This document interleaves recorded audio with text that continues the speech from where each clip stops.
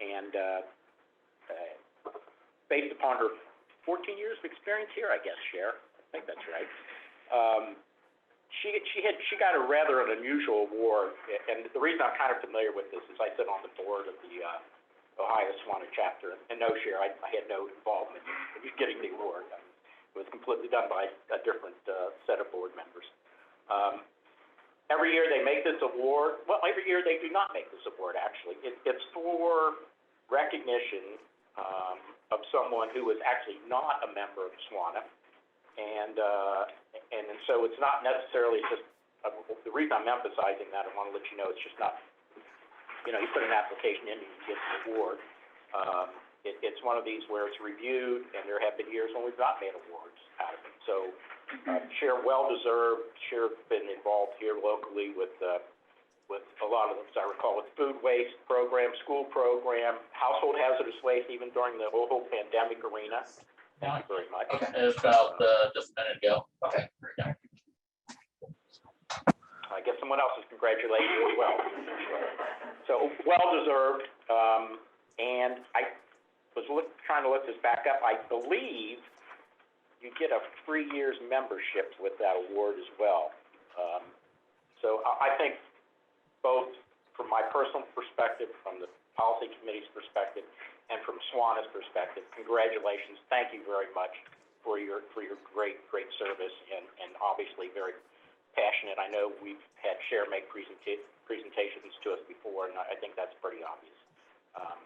And one of the things I kind of note about Cher is she's just not, particularly on the grant application program, not just sort of taking the grant applications, accepting them, and processing, and she really looks at those and tries to work with the applicants in terms of how can we really make this successful, how can we really make this a great application, both for you and for the solid waste district. So congratulations, Cher. Thank you. And I'm sorry, Denise. Not at all. Two good things. Thank you. All right, let's move on to item number 3, which is the clerk's report. Yes, I did want to make a note that the minutes that I originally sent out, Susan was out of the office, and so I was filling in for her, and I did not do as good a job as Susan usually does. So Susan actually printed the minutes that had the corrections that were, there was a few typos in it, nothing substantial, but so there are new minutes in front of everybody, but there's, like I said, there's nothing substantial. The one minor, maybe you consider substantial, is that she accidentally put Mr. Hurley instead of Mr. Hurley. I saw it, Mr. Hurley, and I was like, right. So, but other than that, Susan has given you the correct minutes in front of you. Okay. Yeah, I have one question. Maybe it is correct and I'm crazy, but under the informational items, it's very first thing it says, Mr. DiPuccio stated that this was Ms. Rich's, who was the student representative last meeting, but Lexi Bourne was our student representative, wasn't she? I was just confused at the name. She was the student representative the year before, and I sent out an email because she was in the newspaper, Lexi was, so that's probably why you were. Oh, so it's that. Yeah. I'm going by already? Yeah, I know. Oh, Lord, okay, not crazy. No. That's the answer. Thank You had me concerned I gave out the wrong certificate. So are there any additions or corrections to the minutes? If not, I'm going to entertain a motion to approve. I'll make a motion to approve the minutes. Or did you make the motion to approve? I did not. You've made the motion. Okay, I'll second. Karen seconds. All right, all those in favor say aye. Aye. All right, great, that moves along. Let's go to item number 4, it's the resource revenue update analysis, attachment B. Yes, so if you look, our trend of a slight increase in out-of-district waste is continuing. For the year, we had a 2.5% increase in tonnage and a almost 4% increase in revenue over 2020 so far this year, and all of that is out-of-district waste, so not a huge flux from 2020, surprisingly, but yeah. Any questions? I just have a question. You know, when we look at what our goals are as the county to decrease the amount of stuff in the landfill, how does the increase in out-of-district waste, I mean, I guess I'm just, what do we think of that? Right. Well, from my perspective, I mean, we really focus on in Hamilton County. However, we do partner with our surrounding counties on initiatives, especially around residential recycling education, so that we all have the same images that we're using and the same promotion. We partner on our pollution prevention internship program with Butler County and Montgomery County. So we do partner with them, but because we are the Hamilton County Recycling, and Solid Waste District, now Hamilton County R3Source, we have to focus on Hamilton County businesses and residents. Right, but, so, who is focusing on, I mean, are they also under some kind of mandate to reduce the amount that they send to any place? Absolutely. So every county has state mandated diversion goals they have to reach, and every county has to have a solid waste district. Okay. I guess it would be interesting to see what counties are sending here the most, which ones we need to, Yeah, I could see if we could pull that Okay. down. Because, I was happy to see that our tonnage was down, like almost I mean, 13,000 that's good for us, tons. And so our messaging is effective, but we're just getting it from other districts. So you're gonna formulate a report, Michelle, for the next? Yeah. Okay. Okay, great. Any other comments related to this item? I didn't get a chance to look at this, so Michelle, you were saying our out-of-district waste has increased slightly since last year. Yes, out of district. That's the only category of the three that increased. And, okay, that's the only question I had. Any other questions? Okay, we don't need any formal action on this, okay? All right, we will move to presentations. We have two. Pollution prevention intern program update. Yes, I believe we have Aurea Doherty, who was our pollution prevention intern at Rheingeist Brewery. And Aurea, are you able to share your presentation, or would you like us to pull it up? Yeah, I believe so. Can you hear me? Yes? Yeah. Okay. Let me try to share it, and if it doesn't work, we'll go from there, but I should be able to. Here. Friendship at a brewery, college brewery. And let me just make it full screen real quick. All right. Everybody can see it? It's great. Okay, so my name's Oriah. I am gonna make this as brief as possible, but I have a lot to get through because I was there for 12 weeks. So I'll just preface by saying that there is more information in a lot of the slides that I'm going to talk about, and I left it in because I thought if anyone's interested, I can easily, or someone can easily share the slides. So I'm not going to go over every single little thing, but I'll just talk for about 10 minutes. So this summer I was working at Rheingeist and doing the pollution prevention internship with Hamilton County, working with Janae Cheney, their sustainability director. So for those of you who aren't familiar with Rheingeist, probably most people are, but it was just founded in 2013. So it's a relatively new business, new company, but it is already the 25th largest craft brewery in the US. So it has grown tremendously in a very short period of time. And with that comes a lot of sustainability challenges. So I was focusing on three primary areas. The one I'll talk about the most, as it is kind of the area of focus for this meeting, is solid waste reduction. And then I'll also briefly touch on a carbon footprint analysis I conducted and the completion of the 5133 Green Workplace certification that I was able to get for Rheingeist. So to talk a little bit about the solid waste reduction work that I did, there were a number of different projects that all kind of overlapped with each other. I was working on some visual auditing of the solid waste, which led to an actual waste audit that took place in two different parts. I was also analyzing data from Compology. So there are some cameras installed in the dumpsters, both the recycling and landfill at Rheingeist. And so I was analyzing some of that data looking for some areas where they could improve their waste streams. And then I also started the implementation of a recycling program for their Mylar hops bags, which is a big chunk of their waste stream. So again, 20,000 foot view of kind of what I did and some data. We can see here the visual audit results. So this is when I was just conducting some preliminary auditing of all of their solid waste containers. They do have a lot of side stream recyclings at Rheingeist, which their sustainability director has done an amazing job of setting up. So this was not taking that into account, but just kind of the mixed landfill. And as you can see, no huge surprises. They have a pretty low contamination rate, which is great. They have a lot of non-recyclable plastics and paper, and then those Mylar hops bags in their landfill containers, and then a lot of aluminum cans, which makes sense in their recycling, as well as paper and cardboard.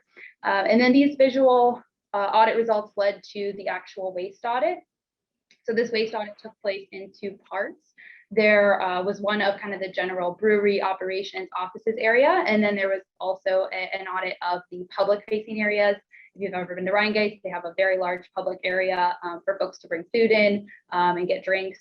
So this is kind of surprising, but a vast majority of the waste that was coming out of the brewery and actually going into the landfills was packaging from food, specifically from OTR Chili, which is right next door, and it's where a lot of folks get food from when they come over to the brewery. So there's some opportunity there for changing the packaging, and then following that, just a lot of food and beverage related packaging, both from the public facing spaces and from the office areas and the break rooms. So based on all the solid waste work that I did, a few recommendations that I had were to restructure how the waste bins were set up and how they were labeled. So I did start that implementation, but I left it as recommended because I wasn't quite able to finish in that 12 weeks. I did also, again, implement that Mylar recycling. So we are now, Rheingeist is now recycling Mylar bags, the bags that the hops come in, through Cincinnati Recycling and Reuse Hub, which is a really awesome partnership. And then I also recommended the implementation of a mixed paper recycling side stream. And we were able to reduce the number of recycling pickups from Rumpke, actually due to an oversight at Rumpke where they were picking up less frequently than they were contracted to. So we were able to just reduce that down.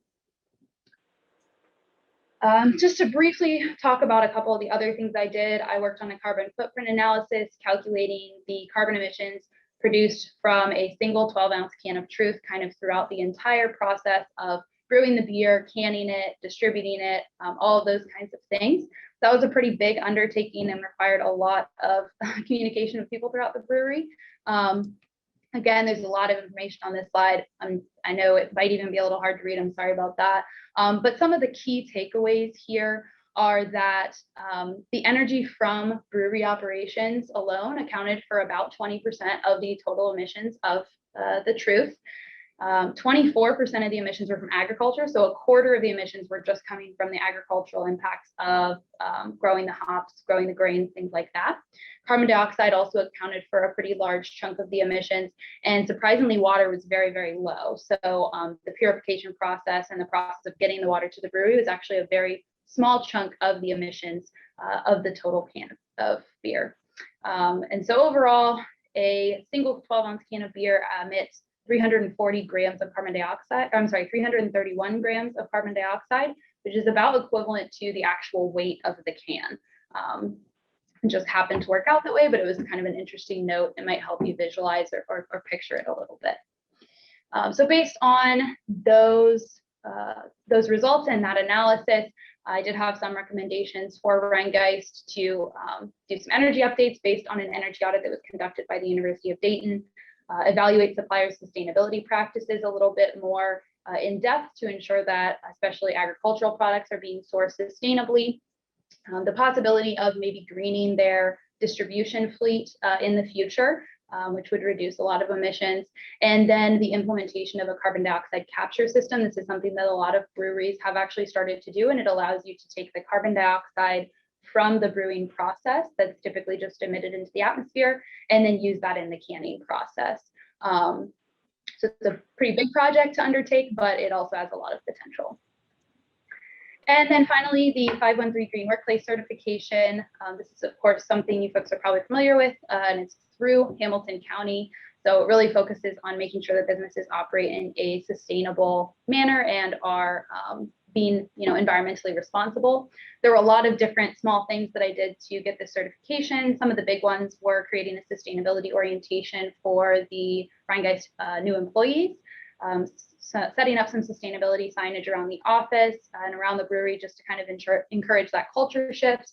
And then also those waste container updates that I mentioned previously. So these were some signs that I created just to make it very clear for folks what was supposed to go in the landfill containers and the recycling containers. These were in the process of being put on all the containers when my 12 weeks at Rhinegeist actually ended. So based on that 513 Green certification, I did have some other recommendations. These were more culture shift things than the other two areas. So the implementation of an annual sustainability survey to gauge kind of how employees feel about sustainability and the actions of the brewery, the creation of a sustainability report, the implementation of a sustainability policy that's a little bit clearer on kind of what Rhinegeist's plans are and what their policies are related to sustainability. And then I also recommended that they establish a green team with some team members from around the brewery, because right now their department, their sustainability department is just a department of one. So Janae is fantastic and does an incredible amount of work, but it would be great to have kind of eyes and ears around the rest of the brewery. So that was another recommendation that I had. That's a lot of information in 10 minutes. I didn't want to leave stuff out, but I don't know if there's time for questions or if anyone has questions. Again, I'm happy to share these slides, but hopefully this was an informative, if very brief, 10 minutes. Thank you. I don't know about you all, but that's really impressive. And I love that you were at Rhinegeist. I mean, what a dream, right? Yeah, it was great. Yeah, does anybody have any? Sorry? You said it was a dream, didn't you? Yeah, I just said it was great. I really miss all of my payday beer. I used to get free beer every 2 weeks. Great. Well, no, I think it's fantastic, and I think your report was really well done. I love the visuals. So does anybody have any comments or questions? Yeah, Karen. Yeah, my question is, what kind of reception did you get from the Rhinegeist management, and do you have confidence that they will move forward with some of your recommendations? Yeah, so I will say I was really impressed. Again, Rhinegeist is a really young company. I didn't realize that going in. I feel like Rhinegeist has kind of always been around, but they are a very new company, and so they are really working towards embracing that sustainability. And solid waste in particular is something that has been a huge focus of theirs. And that's a lot of the work that Janae, their sustainability director, had already kind of started and had already done a ton on. So I think that they're definitely embracing it and will kind of expand that team in the future. And they're definitely looking for more projects. I guess to answer another, I was supposed to talk about this and I forgot, but as far as kind of just how the experience informed career decisions for me and that kind of experience, it was really interesting seeing how all of this plays into a business setting as opposed to like a nonprofit or a government setting, because my past internships have been with nonprofits and with the city of Cincinnati. And so it was really interesting to see how much more the decisions being made are driven by kind of the bottom line and profits. But I think in a lot of ways that can benefit sustainability and solid waste issues, because a lot of times it is, over the long term going to save you money to implement some of these things. So that was really interesting, but I do think that they will definitely implement some of the things that I recommended. Hopefully that answers the question. Any other questions? Okay, seeing none, thank you. Thank you so much for the presentation. Yeah, thank you so much. And I'm going to log off because I have to go back to work, but. All right, very good. Thank you. All right, we have a second presentation, Biochar Project Greenhouse Gas Impact Presentation. Yes, and I don't believe, if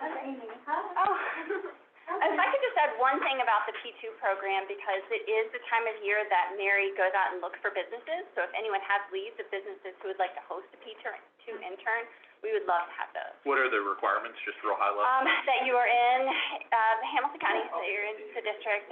We like to focus on industry, like Ryan goes, but the other intern was at the, art museum, so we'll work with any organization. Totally different ways to think. Yeah. I have just a quick question. So would Rhine guys be eligible to do another intern? As long as their, project was different Doing new the next things? year, Oh, yeah. sure. Oh, okay.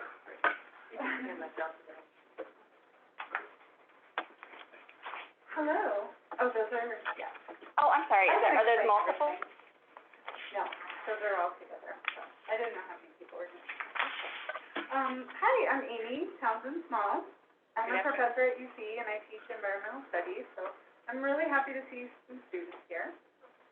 Good job, you guys.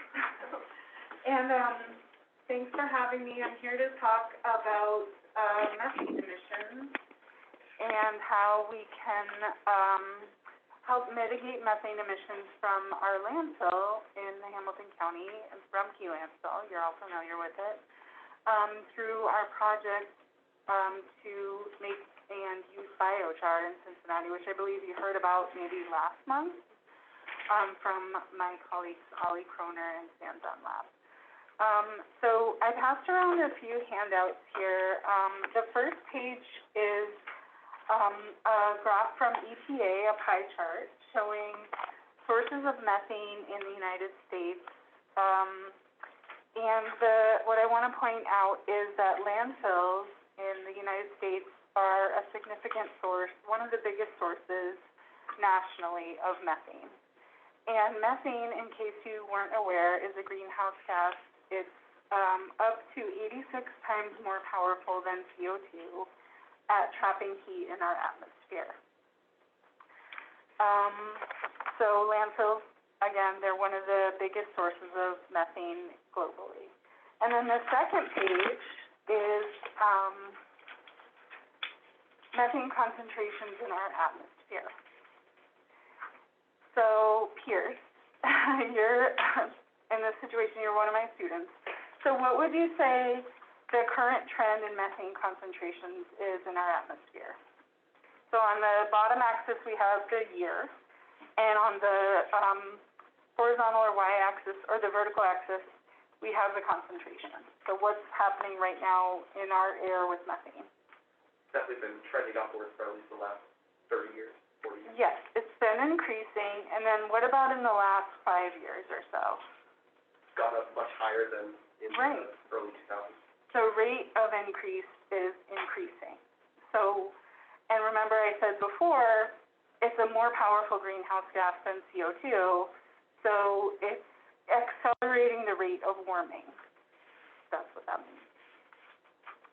Okay, the last thing I wanted to point out, and some of you have a whole article about landfill methane, and some of you may just have this chart, or this list of the top 10 highest emitting methane landfills in the United States, which is on page 11 of the article. And it's an article from a news source called Inside Climate News. The highest emitting methane source for landfills in the United States is Rumpke Sanitary Landfill in Cincinnati. So, does anyone know how landfills make methane? Or any sources of methane? Isn't it, organic material, which Right. is buried and yeah. Exactly. So, when a lot of people think about methane emissions, they often think about cows, which is what enteric fermentation is on this graph. And landfills actually make methane the same way that cows do, which is when there's no oxygen and there's a lot of carbon, like food or plants, instead of being broken down into CO2, plants get broken down into methane. So, like underground in a landfill, for example, that's what happens. So Rumpke landfill not only is a very large landfill, but it has a lot of plants or food in it. So, we have in our city a very good opportunity, I would say, to reduce the amount of, either food waste or yard waste that's coming into our landfill. And we have an opportunity to, reduce methane emissions. So what our project is aimed at taking yard waste and, instead of taking it to Rumpke landfill, which is currently what's happening, is it's being landfilled at Rumpke. It would be converted into this fertilizer type, soil amendment, which would then be used to help trees grow in Cincinnati. So that's all I wanted to say. Any questions? Yeah. Well, I saw in the report, that Michelle had shared with us, that the biochar project of the city did qualify in the first round of this Bloomberg grant. That's right. Yes, and so, could you just, what's the next thing? Is there still competition to get money to make this all happen? Yeah, that's a good question. So Bloomberg, you guys know Mayor Bloomberg, he's a billionaire. He's been supporting a lot of climate initiatives, and Cincinnati has been the recipient of some funding in the past for issues like transportation and improving the climate metrics of buildings or the built environment. And now he's working on this biochar issue. So our group submitted a preliminary application to his philanthropy, and that was for logistical support to develop our project. And then the next round, which we'll be submitting in the next few weeks, we'll be submitting another application, which would be to actually get the money to start making biochar. Okay. Does that answer your question? Yes, thank you. Mm-hmm. I have a question. Yeah. So the charts you used demonstrate the rise of methane over the last 30 years. Yes. It appears so accurately out there. Is that a global number? Yes. This So there's no represents, distinction between what's the methane made in China versus what's made in methane? exactly, yes. Thank you for that question. This represents like global background. So it represents emissions from all the countries of the world and all the different sources. So this graph, the pie chart, is just for the United States. And different countries have different mix of emissions, right? Like some developed countries have similar sources of emissions, whereas developing countries might have less landfill emissions and more agricultural emissions, for example, if that makes sense. Yeah. Yeah, and it's also hard to tell just from this graph what is causing the increase. So it could be from an increase in people eating meat and dairy, or it could be from more and more natural gas drilling.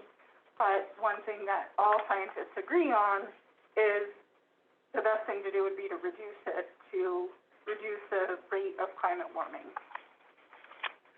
Yeah. So, Rumpke is a very large landfill. Yes.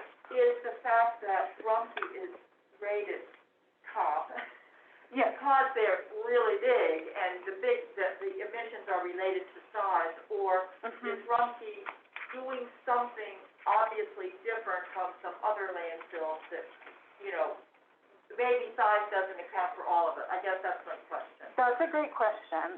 So, and there's a lot of information in the article about it, and Rumpke would know better than me, but these are actually self-reported numbers, and from what I know, they're just calculated using a formula, probably based on size and approximate composition of the waste stream. And then I would imagine approximate amount of gas capture. Is that about right, sir? Well, it's close. Our Title V air permit requires that we do surface emission monitoring, and we have a certain amount of gas recovery per acre, and we're capturing X amount of our emissions. The model used, and Tony can probably verify this, that we use nowadays and has been for a long time is wildly inflated.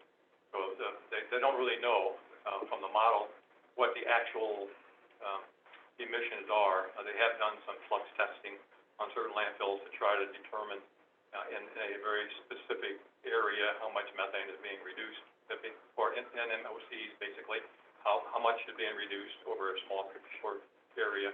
They've done some, modeling, of course, but the example used here, and what we report, according to our air permit, is off of a model that is widely inaccurate. So, and everybody knows it, it's just that it's customary, and we've been used to using it, so that's what we use. And that's part of why that number is so high, and our number is based on, we have a large amount of waste in place. We know how much gas is being generated, we know how much is being recovered, not necessarily how much is being generated, but the current regulation requires us that we monitor the surface within 6 inches of the surface. We do that on a monthly basis, report it to the agency, and those are our surface emission scans that we report to the agency. That's the requirement, that's the law, that's the rule, and that's how we operate. So, the emissions that we have now currently are those emissions that's currently approved by the US EPA and Ohio EPA, which accepts the US EPA standards. So, Yeah. we're going off of what, we don't do that, by the way. But I think the way to say it is a model. Right. And there's been a lot of recent discussion about needing to revise that model, needing to make it accurate.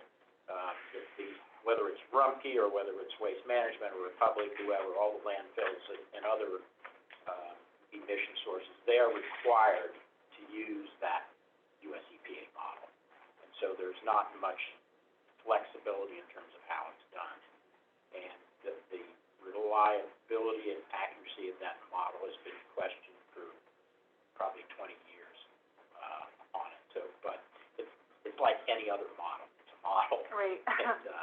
And the accuracy sometimes is just lacking there. Yeah. I do have one question for you, though. Yeah. So, speaking of emissions, so I was going to go back and look at this, and I didn't get a chance to. So, Yeah. the biochar or the biochar process, does that have any emissions coming out of it? Not methane emissions, but it would have water vapor emissions, yes. And perhaps, like, I think at the beginning, this is not my area of expertise, I'll admit that, but I think at the beginning there are some CO2 emissions, but then as the process heats up, it's pretty self-sustaining. Okay. Yeah, they use propane to start it up, and it has a flare, but, the Air Quality Division considered it de minimis. Yeah, At a small scale. Yeah, yes, it's in a shipping container size. I love biochar. yeah. Oh, you do? Sure. Good. Cool, yeah. Are there any other questions? So this is good information, that we need to kind of be looking at our organics waste stream and hopefully developing our infrastructure for diversion a little bit more Yeah. for the organics waste stream based on some of this information. And then also hopefully technology will advance. Duke Energy, I know, has made some advancements in methane monitoring and also land surface monitors to determine its flow rate. And so it would be, so that is a big unknown.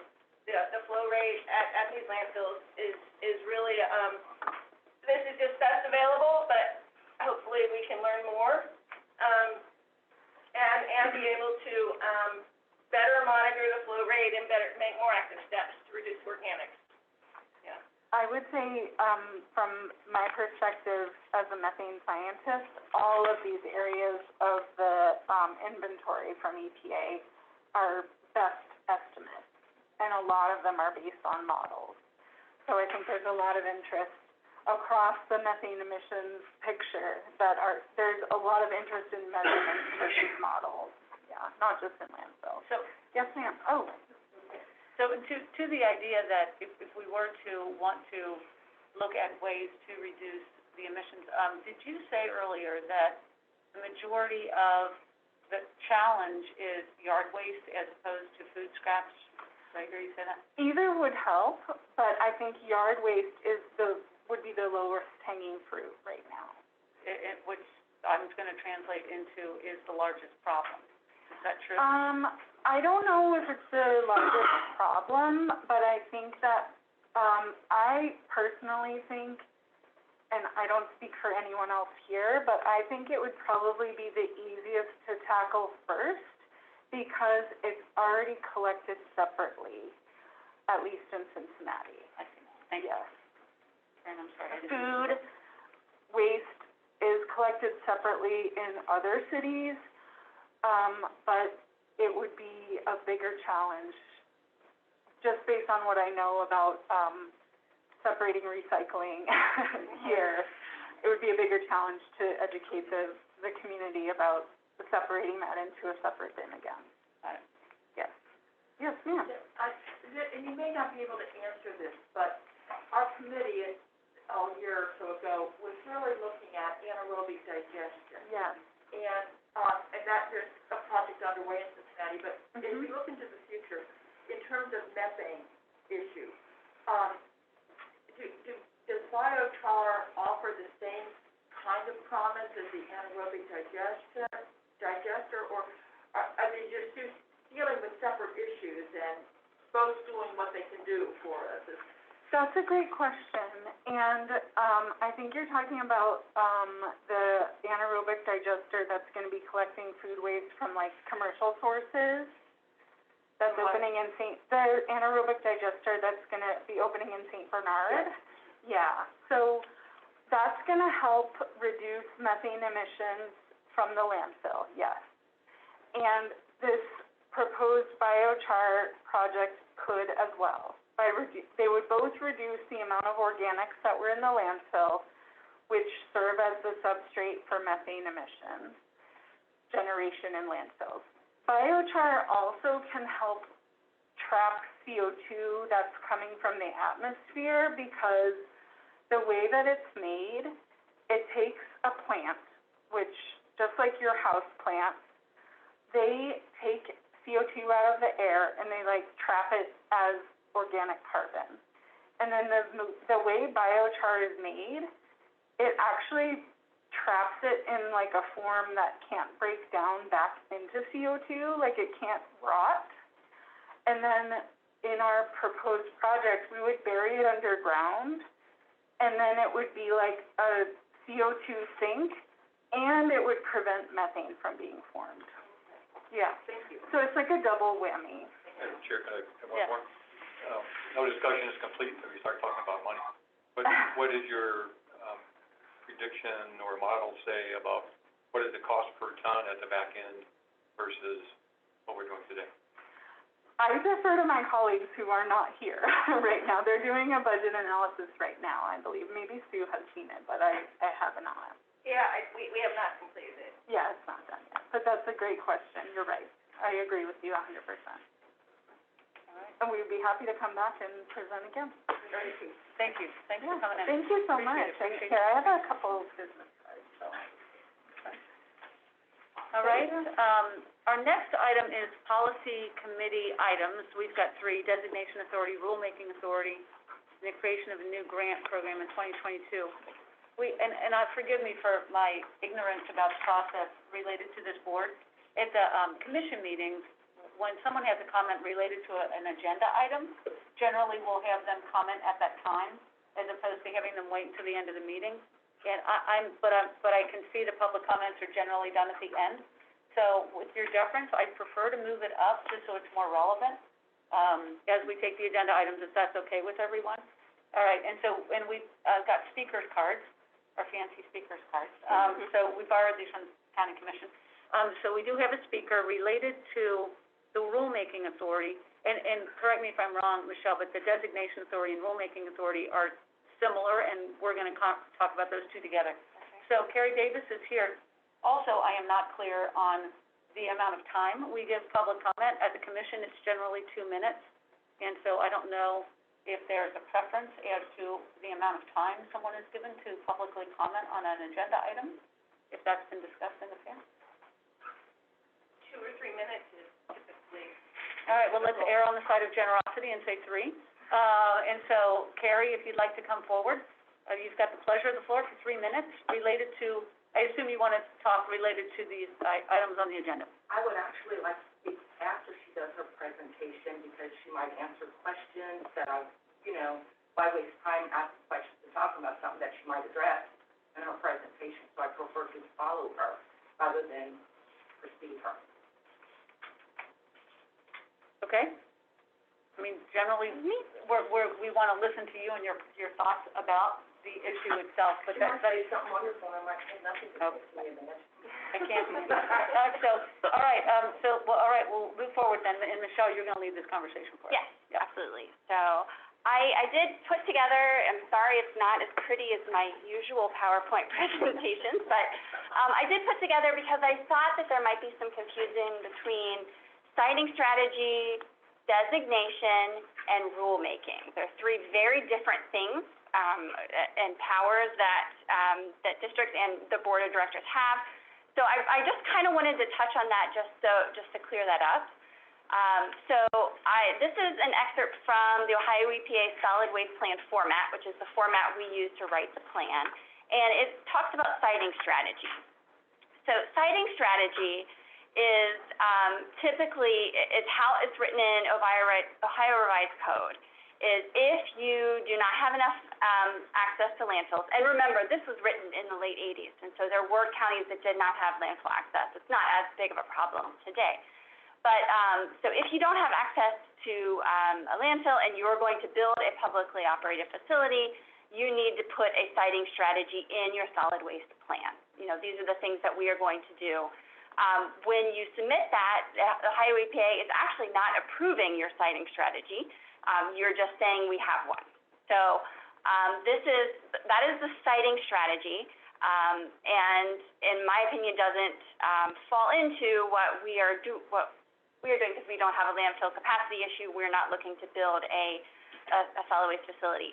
Historically, for the first couple plans that we did with the district, we did have a siting strategy, and then at some point in time we no longer had it.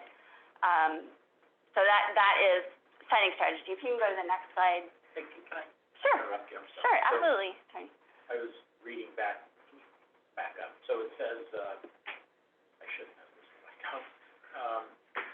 It's in the solid waste district's best interest to construct a new solid waste facility to secure disposal capacity. That almost seems to imply that the district would be the entity constructing that new facility? That's right. Yeah, there's quite a few districts that did construct and own and operate their own facilities today. The second part of that is that the siting strategy would only apply to that district solid waste facility. That's right. So there is some debate among solid waste districts of, does the siting strategy apply only to the publicly owned? Does it apply to privately owned? But the way Ohio EPA reads it and the way that we have always read it is that it's publicly owned facility siting strategy.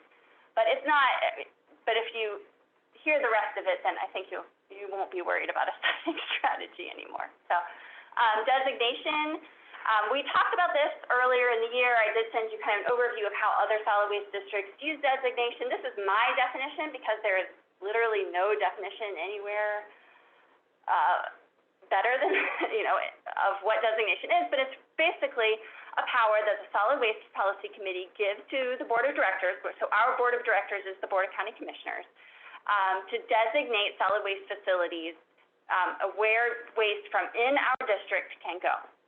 Typically, this is used for publicly owned and operated landfills. So if we had built a landfill and we had a bunch of public debt, we want to make sure that our waste goes there so that we can cover that public debt. It's also used in the case of districts who have generation fees, and what that means is that they are charging landfills outside of their county a generation fee. It's usually like $1, say, for all the waste generated in our county, and that's how their district is funded. We are not funded that way. And so they will only designate facilities who agree to collect their fees. That's how it's most often used. And so that is, we did in our last plan give our policy committee, or rather our board of directors, authority to use designation.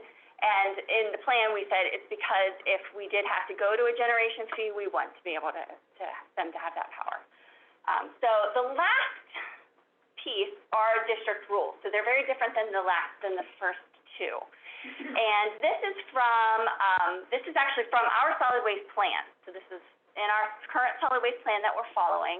And I'm not going to read it to you, but it does give, this plan gives the authority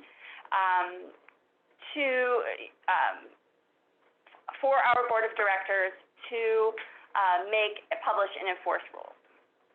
So it's hereby authorized. So is as determined by the board that is necessary and desirable. But then we go on to say, at this time, we're not going to publish any rules. We don't have any reason to publish rules. So we did in our solid waste plan give our board of directors, which is the Board of County Commissioners, this authority to make solid waste rules. So my next slide will kind of go over what that exactly means. So I did pass out to you, and I had emailed earlier this year, the Ohio Revised Code language around this. I didn't put it up on the slide because it's Ohio Revised Code. But just so you can see it in front of you of like what we're talking about. This is an excerpt from the plan format, and it goes over, there are 4 things that Ohio Revised Code says that districts can make rules about. So I will briefly go over those 4. The first one is, and this is the number 1, if you look on here, it's the 1 in parentheses. Basically, if our district is facing a limited capacity or issue, if we do not have enough waste capacity for all of our waste that we're generating, we can limit how much waste is going to any landfill in our county. We do not have a waste capacity issue. We have plenty of landfill space, both at Rumpke, but then also at all of the landfills around us, even Brown County landfills in northern Kentucky. So we are not, and it's very specific that it has to be we have to have a problem, basically, where are we going to put our waste. So that's the first one, and that one actually has the most guidance from Ohio EPA. There's even an application that you fill out to the director of Ohio EPA if you are in this situation.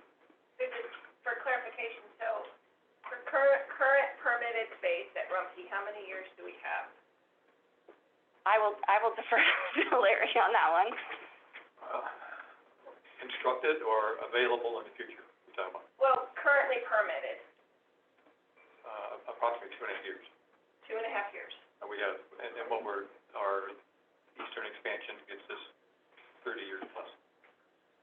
So 2.5 years. Depends on waste flow, how many tons per year, that type of thing. So you have to get additional permits and stuff to get more than 2.5 years of space. Well, we already have them. We have those permits already. Okay, so you have permits for how many years? We have constructed about 2.5 right now, and we're working on constructing another year and a half. It goes by cells, so it's not like we're building the entire footprint of the expansion at one time. Okay. So we build it incrementally as we need it. So in the long term, we will likely have 30 years of disposal capacity beyond the 2.5 we have now.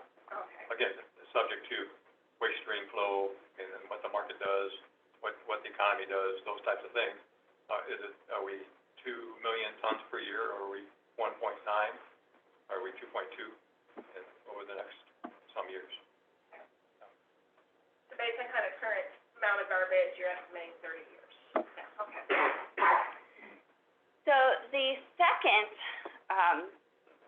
possible rulemaking area is the second bullet here, and it's governing the maintenance, protection, and use of solid waste collection, transfer, disposal, recycling, or resource recovery facilities. So that's basically MRF. So that one is the one that's most often used by districts, I would say, just in looking at other districts' rules. And that one says that any solid waste facility, basically, you can establish a rule that says that any solid waste facility that is built in Hamilton County or that is expanded in Hamilton County we would want to see those plans and approve those plans first. So by we, I mean the Board of County Commissioners. So that is the second rule. There is very little guidance, unfortunately, in Ohio EPA or anything like that. So we would have to figure that out at what that rule would look like. But that rule is in there, and that is number 2. So actually, if you flip it over, it's this big paragraph on the back. And it reads like we have the county sanitary engineer review, that kind of thing. But remember, these were written in the late 80s. So that is the second one. The third one is if we wanted to inspect out-of-state waste, that we could establish a program to inspect out-of-state waste coming into the landfill.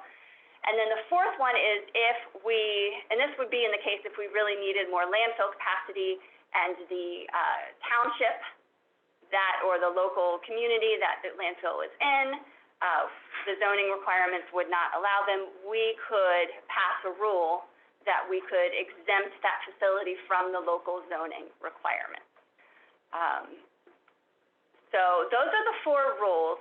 I've read up a lot of them, and I can try to answer questions if you have questions, but I just kind of wanted to really explain the difference between siting strategy, designation, and district rules. Yes? So Michelle, you shared with us the memo that Bob Getter had shared with us. And in that memo, he had suggested several possible rules, that might be appropriate. Where do those fall? So that's a great question. So what I would say is Bob was talking about the second bullet point there of reviewing plans for solid waste facilities. Okay. And what Bob really outlined were potential criteria when reviewing those plans. Okay. So the rule would be that we have to review plans, and then what Bob suggested would be, here are some sample criteria that you could use when you review them. So we wouldn't, that wouldn't necessarily be the part of the rule, if that makes sense. Okay. Well, one of the important parts of that, program G2, is that I've seen other districts go down this path and they've gotten pulled back off of it, which is that the districts cannot set design standards for solid waste facilities. And that's that's never been well defined, I guess. So that's really US EPA, Ohio EPA, and other agencies' purview and authority that the district doesn't have that authority to do that. And I'm reading through Bob's stuff here, and I don't know that some of those things are under the regulatory programs of either Ohio EPA, the health district, or US EPA or other environmental agencies. So that's a precautionary note, I'd say, in terms of thinking about if the policy committee wants to think about rules, that we got to be somewhat cautious on that. Any questions? So we had kicked around the idea of forming a subcommittee to look into this part of, what we were going to talk about today, trying to better understand, to your point, Tony, what rules we are capable of putting in place, and if we are capable of putting rules in place relative to some of the concerns that were raised in the email that you're referring to, that we take a look at that and decide as a group whether or not we want to do that. So I felt like that was a good. Do you need a motion that such a subcommittee be? Well, I think we should have a discussion about it and discuss whether or not we collectively think that's a good idea.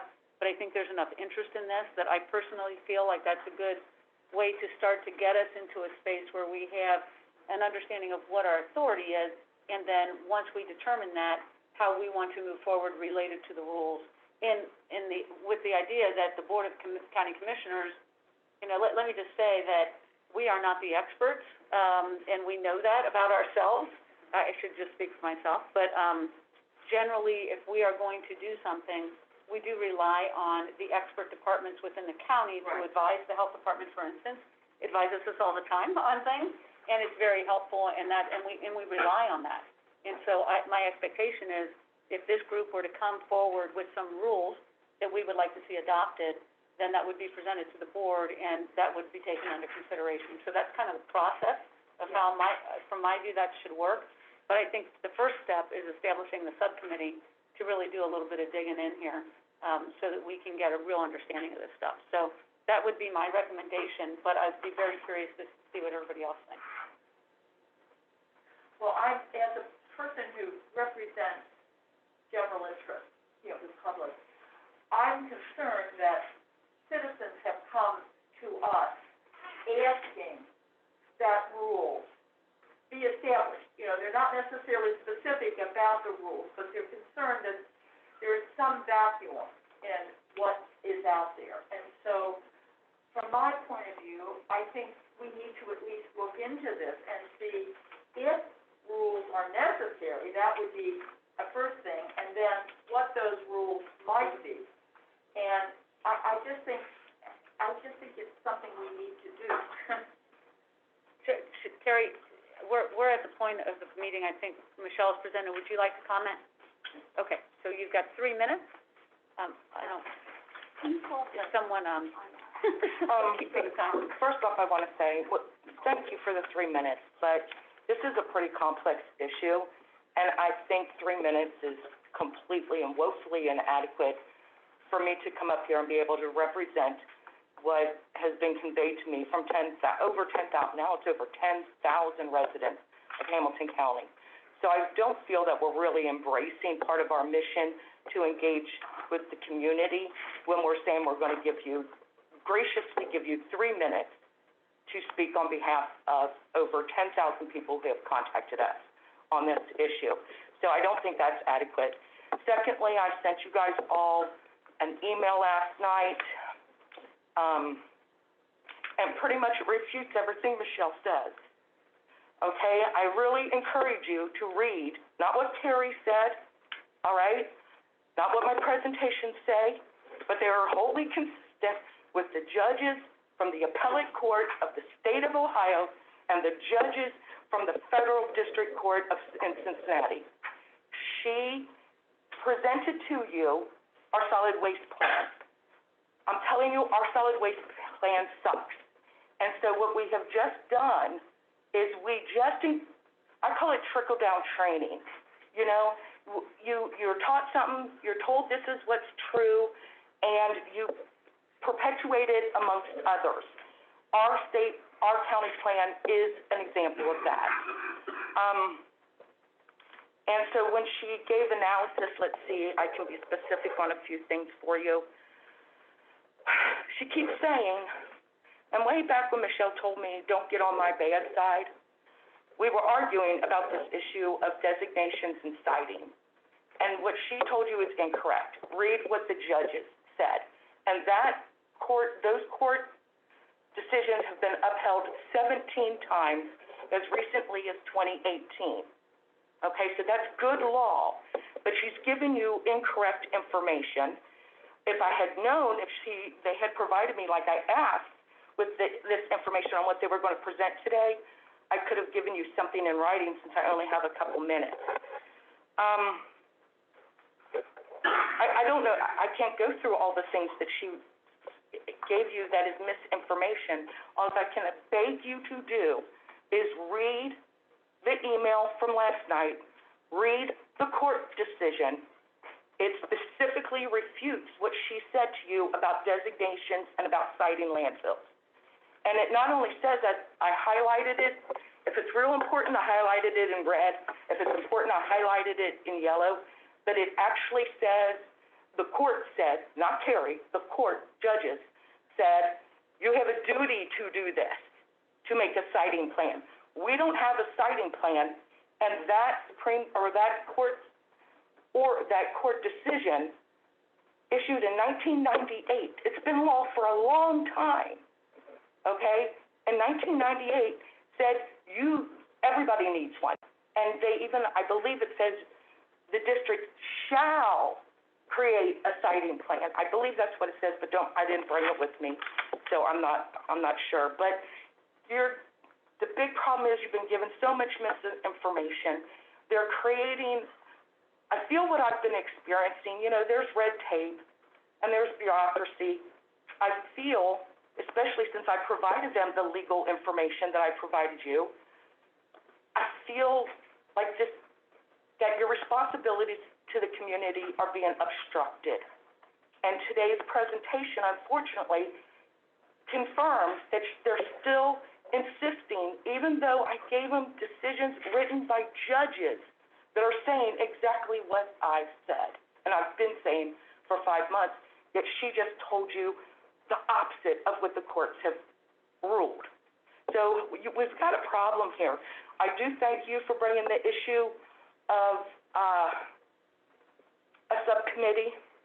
I do implore you all to support that the board immediately, the commissioners, the suggested language I offered to you all came directly from the statute. And that's what most of them do, is they just take it directly from the statute and they approve it, and all of a sudden we have a layer of protection while we sit down and hash out what rules are going to be beneficial, to the community. This is going to be some hard work. It's not really that easy. Thank you. We're well over. Okay. So thank you, and thank you for coming in. I think we have heard the concerns. We are forming a subcommittee to look into it. I think it will be robust. Would we at this point ask the members who would like to serve on that subcommittee? Yes, and I checked with the prosecutor's office, and 3 is the max that we can have from the policy committee. Okay. All right. Did Bob say he wanted to serve on? Yes, Bob. So Bob is 1. May I ask a question? Do I get to talk again at public comment? No. Okay. So you. Yeah, I would like to serve. Okay. I'd like to be on that committee, All right. Very good. but I will. Well, no. Well, no, I mean, I'll. Well, you guys have to fight it out. Madam Chair, if Yeah. I could, You said 3 is the max, though, but you can, from the policy From the committee? policy committee before it turns Before it into turns just a into meeting of the quorum, policy. Right, Okay. because of the numbers. Right. But of course, members could participate, could attend without being, designated as subcommittee members. Is that correct, or is that? We would have to check with the prosecutor's office. Because we'd have too many in the room. Although it just has to be open to the public, if you have a Absolutely. forum. So you Yeah. could have more, you just have to make it open to the public. That's what my understanding is. and advertise. Yeah. Right. Yeah. Yeah, so, this is maybe a point of order, but do we need to have a motion that a subcommittee constructed in such a way or following certain rules be set up, and then we determine who would be the members of it? It seems like we were, We jumped ahead. Yeah. I jumped ahead. I- Okay. I like that idea. What I'd like to suggest is, I think where Karen has gone, is that to pass a very simple resolution saying we're not forming a subcommittee. I'd like to see a recommendation out of the staff about Okay, what it looks like. that, how you do it. Saying there's gonna be a subcommittee is the easiest part, obviously, but then the structure of that, how you're gonna do it, what's truly its objective, I mean, I think that is gonna require more thought. Okay, so why don't we, I'll entertain a motion to establish a subcommittee. I so moved. Very good. I'll second. Okay, thank you. Debate. Debate? Please. If we look at what Michelle offered up as information, and I believe this is law, and what Ms. Davis has provided is her opinion. I'm sure that Michelle has done plenty of research and probably has seeked some counsel on what to generate and how to generate and those types of things. I mean, that's what we have counsel for. And to establish a committee when we know we have certain guidelines that we are statutorily required to follow, I don't understand what we're gonna get out of an ad hoc committee to see what rules we can or cannot abide by. We already know that the ORC has provided regulations for citing criteria and how solid waste districts operate. So, seems to me, until everybody is understanding how revised code 343.01 says, maybe we can do that during a committee, but it seems like we're getting the cart ahead of the horse when we've already been told by staff that we don't have the authority to establish rules and regulations, except for the ones that she had on the board. Michelle had already presented to us. All the other things, this board has no authority to establish regulations that are already established by the ORC. So, I don't think we're in a position yet to establish a committee to come up with some, we can't overrule the regulations. So if we choose to take the 4 bullet points that Michelle had there and parse those out, okay, I can understand that. But I don't understand where at the end game, when we don't have the authority to establish rules that dictate what solid waste industry will do. I'm not sure I understand what the end game is, other than have a discussion. If I may add to the discussion. So I think it would be beneficial, and I see the 3 folks have already selected for the policy committee, but my office has a lot of landfill experience. So if I can't be on it, I would actually recommend a member or 2 of my staff sit on the committee just so they can be part of the process. I think clearly there's a lot of legal implications, as Larry indicated. I've read Ms. Davis's emails over the last month or so, and there clearly are reasons why we would want to know our authority and what those bounds are. And so at some point, we're going to have to, as a group, ask for a legal opinion from the Hamilton County Prosecutor's Office. And so I would recommend, in addition to forming a subcommittee, we authorize that committee to have the ability to make a request of the prosecutor's office in limit to the scope of the committee so that we can get answers and know what the county prosecutor feels about our authority. Yeah. Do we have to amend the motion that's been made to include, are you? To include legal services and staff assistance. Yeah. Yeah. Yes, because I made the original motion, but it was kind of vague, but yes, to add this to that motion, not just that the committee be established according to all the proper rules, but that it be given the authority to, develop a question for the prosecutor if that is necessary.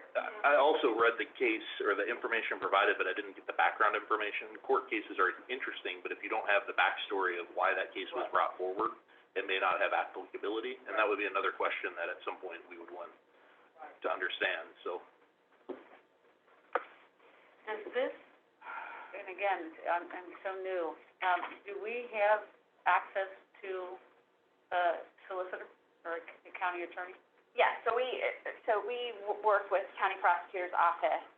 We can certainly ask them, just like the Board of County Commissioners, so we can also bring on, if we have a specific question that is a certain area, like solid waste, we can bring on an outside counsel for questions specific to solid waste law, which we've done in the past. Okay. Okay. I mean, I feel like that doesn't have, from my opinion, it doesn't have to be written in the motion. We already have the ability to do that. Okay. And I feel like that's probably going to be appropriate in this case. So just the idea that we're establishing a subcommittee, we should, I jumped in and I apologize. We should not have discussed who's going to be on that committee. We'll have to figure that out. But I think that number one is to establish the committee to begin with. I recognize, I understand your concern, but I do think there's enough of an interest here that we will establish a subcommittee and kind of see where we go and see what the authority is. So, any other discussion on the motion? I guess at the point of those selected on the committee, I would recommend it. I mean, clearly someone from the health district would be a great addition. Tony's been in the industry most of his adult life. He understands the Ohio regulations, whether it's how to construct a landfill to those types of things. I would recommend Tony being on the committee also as a professional in the business that could maybe steer appropriately one way or the other with his background and knowledge. Just my suggestion. Thank you. It actually says the landfill operator should be on the committee as a voting member when you read the language on it. So he would not be appropriate, but Mr. Riddle would certainly be appropriate. Carrie, thank you for your comments. Thank you. Okay, so we have a motion, we have a second to establish a subcommittee, without the parameters that have been discussed. So let's vote on that motion. All those in favor say aye. Aye. Any opposed? Any abstaining?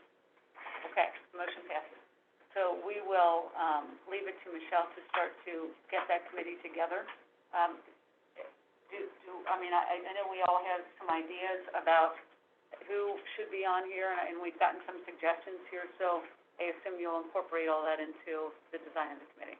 Figure out how many members, who can participate, and then whether or not other committee members can attend, and maybe not, because that becomes a numbers issue. I think you're right. Okay, all right, very good, thank you. Okay, that's it for that part of, the agenda. The, item C is the creation of a new grant program for 2022. Yes. So, we budgeted for 2022, $150,000 for a grant program. Currently, our Waste Reduction Innovation Grant has a budget of $100,000. We have, the applications have slowed down for that grant, and we also have had some discussion in past policy committee meetings, and Sheriff had some organizations reach out to her in interest of a larger grant program. So currently, the Waste Reduction Innovation Grant is a continuously open application grant that is up to $10,000. So it's technically non-competitive. The grants are awarded based on the merit of that application, and we review them once a month. So we are awarding those. We are proposing, in addition to the Waste Reduction Innovation Grant, which would still happen next year, a new grant program that would be larger projects, so from $10,000 to $30,000, would be a one-time grant, which would be applications likely, if the committee votes to do this, we could get the applications together and actually start accepting applications in the fourth quarter of this year, and then have them due maybe in the first quarter of next year. So that they could be awarded, and then we would know how much money was left over for the Waste Reduction Innovation Grant too, because it's possible if we didn't award the full amount that we set aside, we could move some over to the Waste Reduction Innovation Grant. But for those larger projects, so it would be competitive, it would only be a one-time application, one-time deadline. We would review them all at the same time. But just to open up a little bit more potential for applicants to have a little bit larger projects to reduce waste. So would they have like the same criteria as the waste reduction grants? I mean, like as far as the match goes and... Yes, we would like to keep the match criteria. We don't have all of that. Cher's still working on what that would look like, but yes, it would be very similar criteria in that sense.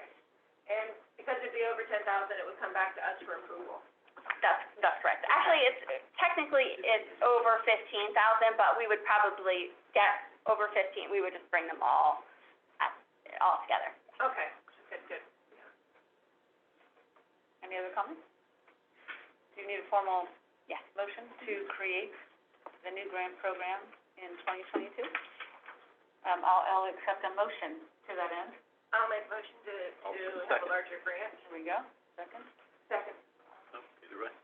Any discussion? Greg was it Greg second? Yeah, he was the first. All good. No hard feelings. Yeah, Greg. Any discussion? All those in favor say aye. Aye. Any opposed? Motion carried. Thank you. All right, informational items. Michelle?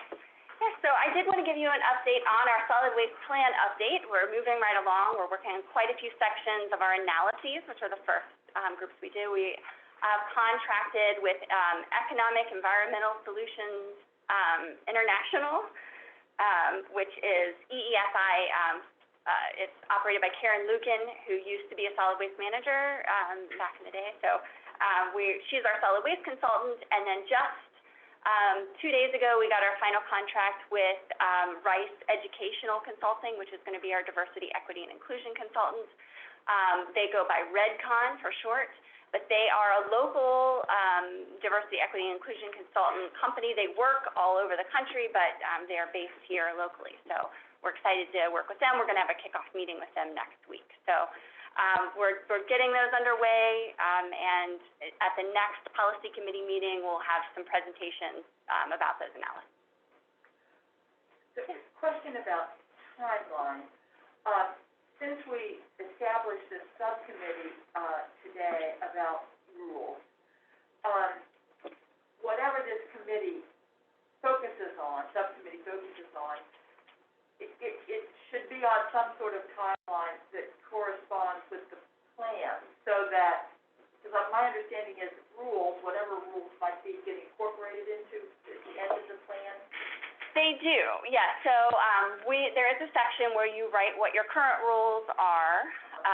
In our last plan, we gave the authority for rulemaking to the Board of County Commissioners, so we do not have to wait until our new plan is approved to write those rules. Originally, I thought we did, but I got from Ohio State that we don't have to do that, so. I was more concerned about the plan getting approved before maybe the rules were. Right, and that is fine, we can, I doubt that, wow, that would be the opposite of what I was thinking. Okay. But, yes, we could, and we would still put the same language basically on the Okay. rulemaking authority in the plan, and then whatever timeline each fit, we could pass the rules. Okay.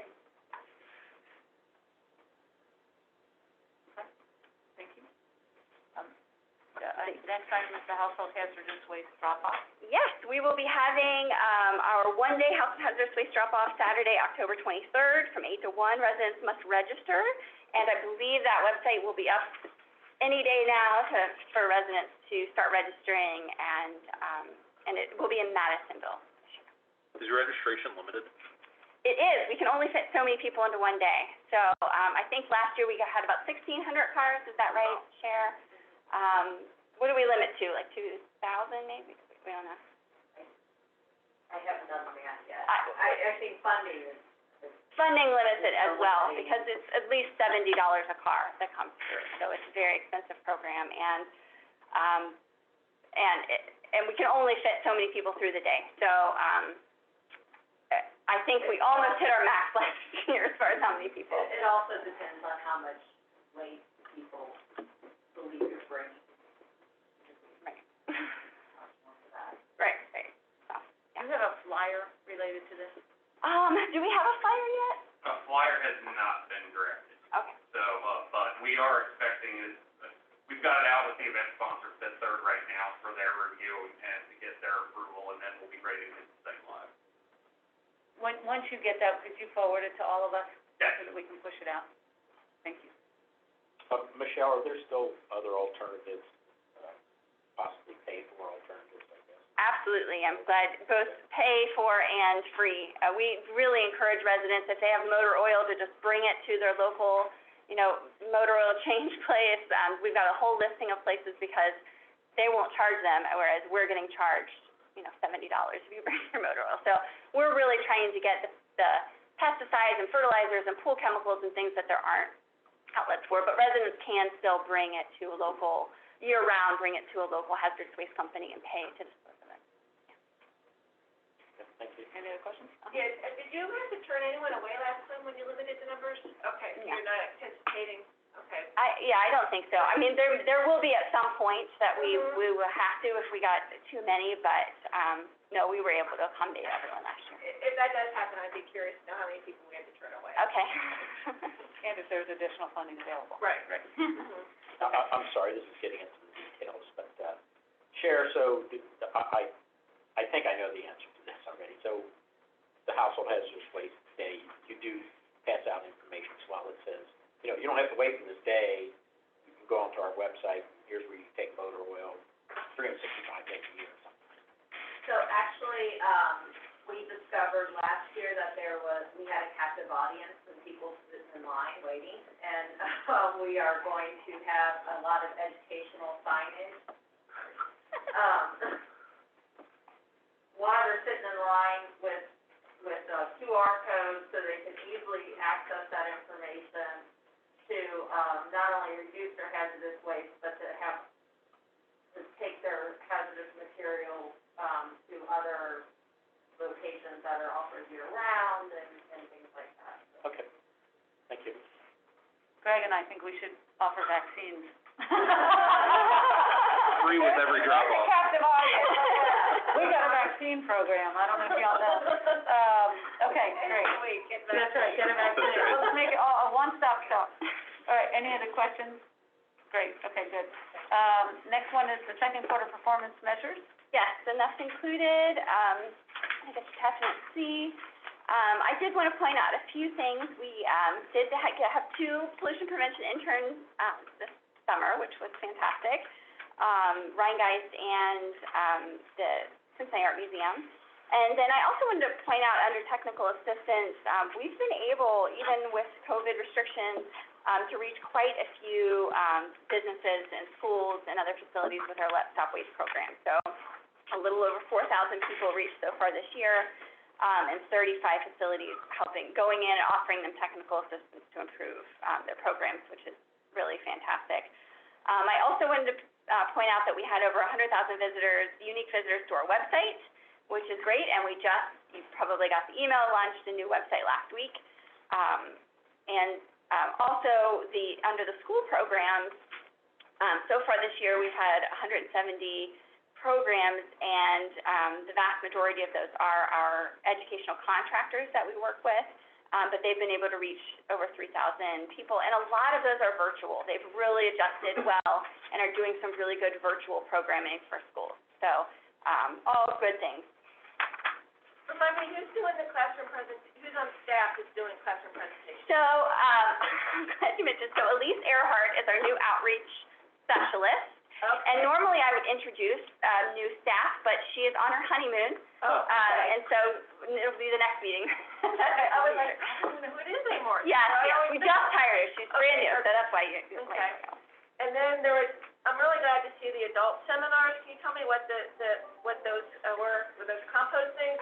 Yes, most of those are compost seminars for the spring, and that will be one of Elise's new responsibilities is doing those seminars. And so she's going to do a kind of a recycling 101 one virtually this fall. Okay, great. Just wanted to say well done on the website and the rebranding, both of the solid waste district, but also the other two aspects of your website. Thank you, and definitely kudos to Tom and his team Yeah. for taking Thank that. you, this is a total team effort, so, but yes, we love, the kudos are much appreciated, because that was a demanding project, to see where we're at today and have this rolled out, and the reception that we've gotten has been warm and welcoming, and much appreciated. Well done. Good. Anybody else? All right. Yes, what's the question? Because I volunteer down at the recycling and reuse hub, I had gotten a number of questions about composting possibilities, in the area. And I mentioned this to Sue, and she said, well, there is a working group on composting. And I said, oh gosh, I'd never heard of that. I didn't know it never come up in our committee. I was just wondering if this was something we could learn more about. Would it be appropriate to come before the policy committee? Yeah, because I know that they had started in organics. It was kind of a committee that kind of spun off of Beyond 34, but I haven't heard anything. I don't know if it was just pandemic stalled or disbanded, so. So Michelle, can you look into that? Yeah, I can look into that, and hopefully Bob would be able to shine a little more light on that, because he was the Beyond 34. Exactly. And he was like, I don't know what's going on when I asked him.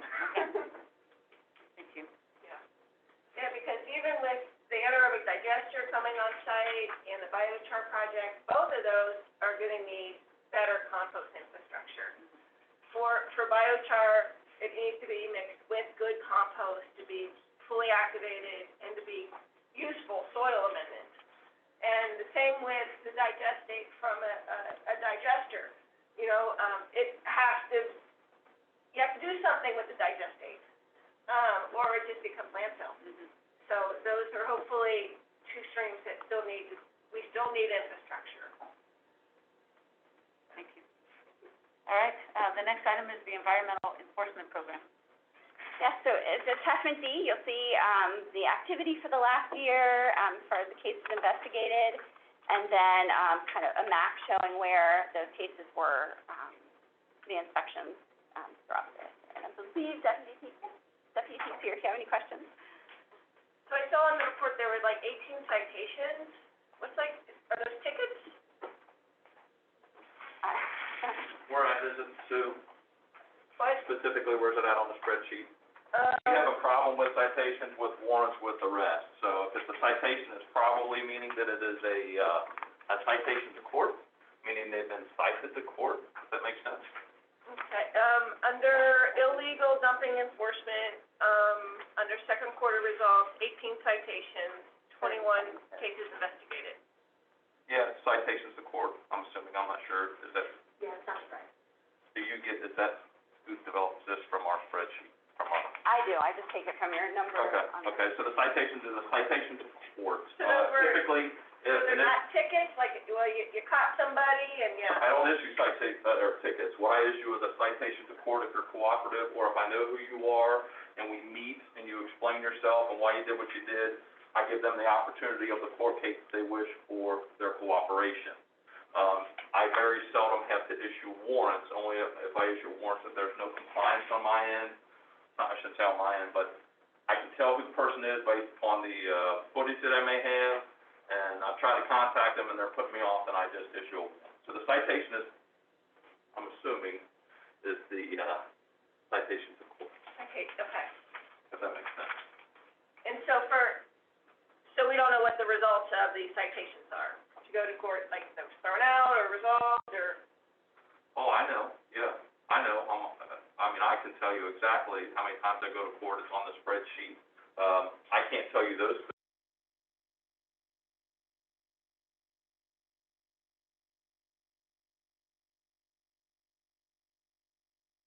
Get a sense of, is it working, is it successful, you're catching people? Yeah. I'm catching people, I'm very busy. Mrs. Lucan came, I met with Karen last week, that was very inviting as far as the evaluation of the program, and I was showing her how, you know, how I receive everything, how I log it, so we have an absolute on everything that I get, everything that comes to me via the tip line, or, you know, KCB or another entity that, you know, reaches out to me for assistance, even though if it's not in my lane, you know what I mean, in that spreadsheet, I'm assuming obviously you don't get the spreadsheet kind of articulates, you know, each one of those different avenues and Okay. how I do with what I do, if there's photos, whose jurisdiction, and all that kind of jazz, if you will. And then,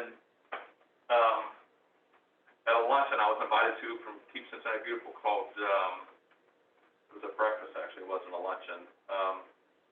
I met with a city sergeant who's in charge of some NLOs, and he and I were conversing about how I get what I get and everything, and he said something to me, Bill, we don't use cages. I said, well, I use cages for mapping, I use cages for property line boundaries, who owns the property, et cetera. We had a meeting, and potentially maybe, Brad and I discussed,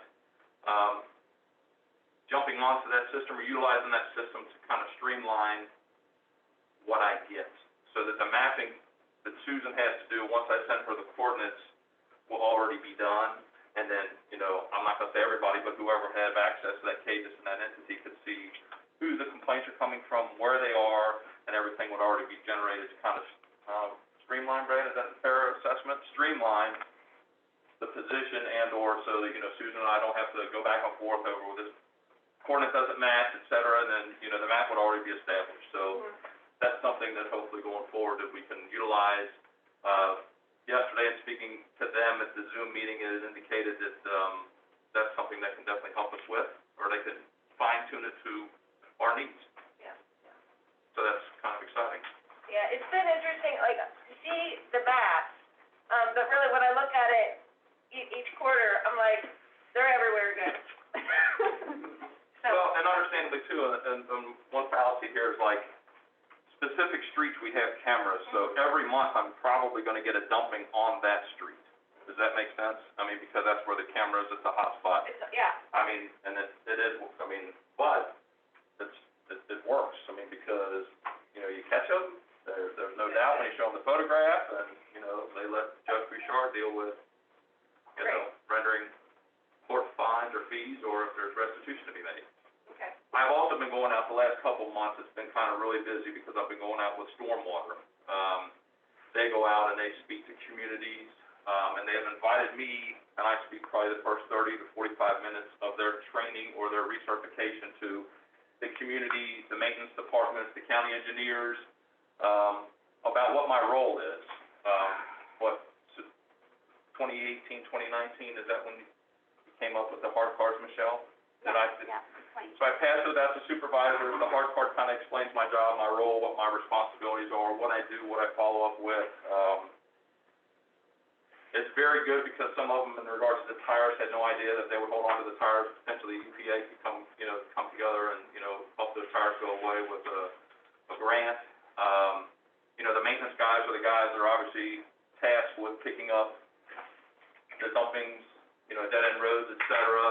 You know, the city uses FEMA rates to determine, you know, how many trucks, how much money, those type of things. So I'm explaining that in person to them, so they have a better understanding that, you know, if we have a hot spotter in your community, you have a hot spot, and every Monday, unfortunately, you know, your maintenance group has to go out and pick up from a dumping, that, you know, start keeping track, get me involved, see if we can get a camera there, and go forward as far as prosecution, trying to catch these folks.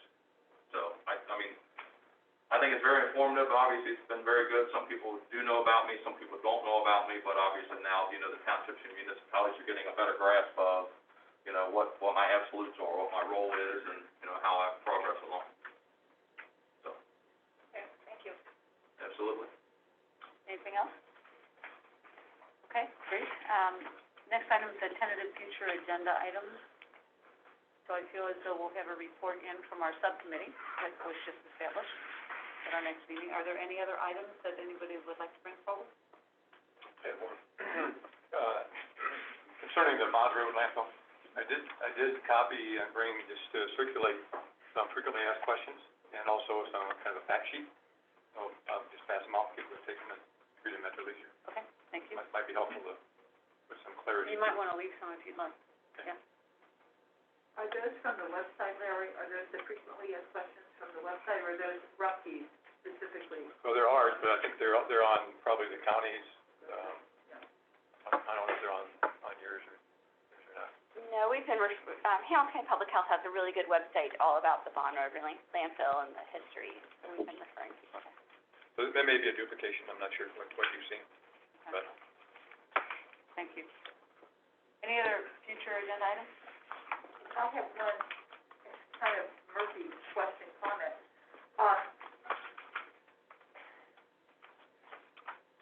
I know from doing those, just digging into the whole Bond Road issue, that in one of the many attachments that Ms. Davis had sent to us, I discovered a letter from you, Denise, way back in May, in which you had asked the Southwest Ohio office to do something to allow public engagement over this issue of this expansion of Bond Road.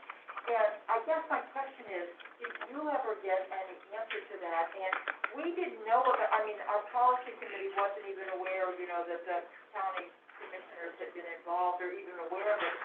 I guess my point is, in the future, could we get more informed whenever any issue like this is beginning to bubble up, so that we're not kind of caught a little bit by surprise, like, you know, Carrie brought it all to our attention, but, I mean, something was going on way back, before it even came to the appeal process and all of that, so.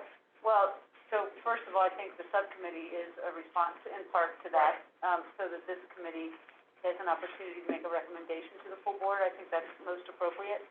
Back then, I was visited by a number of different residents and constituents that asked me to do something, and so I did. I didn't really think much about it other than gathering information and trying to get an understanding of what the public comment period would look like if it's this, if that, if this. And so I got a response from EPA relative to that. So I'm happy to share it. But I think the subcommittee really is, in a way, a response to not only that, but then, you know, other conversations that have taken place since then to say, hey, this group really needs to be the recommending authority to the board and collectively and to us collectively, and I think that's a more appropriate way to go. Yeah, I was delighted to see that you had sent such a letter. Yeah, I have a response, I'll bring it next time. Yeah, Yeah, okay. or you know what, I'll give it to the subcommittee. It's actually on their website, every document, including Okay. their letter Yeah, and yeah, their yeah, response. Yeah, Yeah. If you go to EPA's website, they have an e-doc storage, you can find those responses. okay, great. See, but I'll happily provide it to the subcommittee for review. Yep. So is the public, input, they were agreeable to that, or do you have to make a rule for public input? They said it wasn't appropriate, given what had been asked for by Rumpke, and so, you know, again, Yeah, they essentially basically approved it. Ms. Davis has filed an appeal through ERAC, and that is ongoing and is part of the process right now. Okay.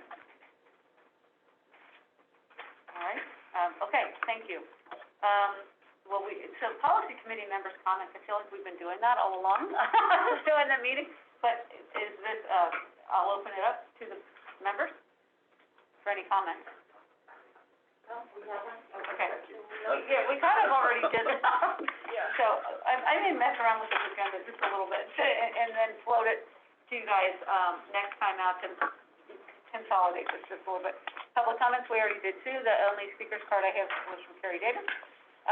So the next item is the upcoming policy committee meeting, and I can see that the regularly scheduled meeting is on here. Please note that, and hopefully we'll be here in person as we are today.